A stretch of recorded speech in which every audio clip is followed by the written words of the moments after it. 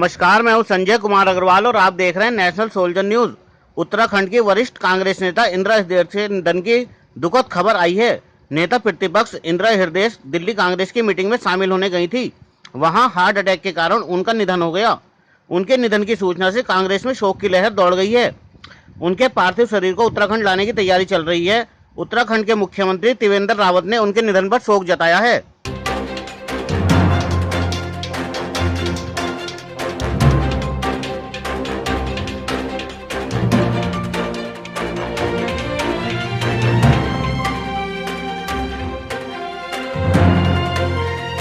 मेरी उनके बेटे से भी छोटे बात हुई है, सुमित से।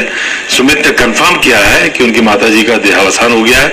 राज्य की बड़ी नेता थी, सबसे ज्यादा अगर संसदीय कार्यों में किसी का तजुर्बा था तो इंदिरा जी थी, जिनका लगभग 45-50 वर्षों का। उत्तर प्रदेश में वो 30 साल तक लगातार अपर हाउस में मेंबर रही। उसके बाद उत्तराखंड राज्य बनने के बाद वो पहली विधानसभा की सदस्य निर्वाचित हुई, मंत्री बनी। मंत्री बनने के बाद से लेकर के अब तक का जो उनका सफर है, वो 3 बार उत्तराखंड की विधानसभा में, 4 में से 1 बार हार गई थी, 3 बार वो विधानसभा की सदस्य रही। और इस बार नेता प्रतिपक्ष के रूप में जो उनकी एक बड़ी प्रखर भूमिका रही, पूरे प्रदेश के तमाम वो सवाल जो जन सरोकारों से जुड़े हुए थे उनको उठाने का काम।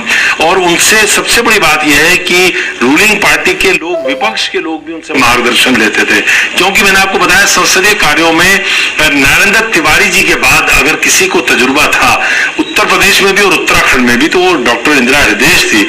बहुत बड़ा नुकसान है इन पर्टिकुलर कांग्रेस को और इन जनरल पूरे प्रदेश को। इतनी तजुर्बेकार नेता की सेवाएं इस राज्य को अब नहीं मिल पाएंगी, ये हमें बहुत ज्यादा अफसोस है। इस प्रकार से वो चली जाएंगी, मुझे कभी उम्मीद नहीं थी। कल ही मेरी उनसे पूरी बैठकों के बारे में चर्चा हुई थी। उससे पहले परसों जब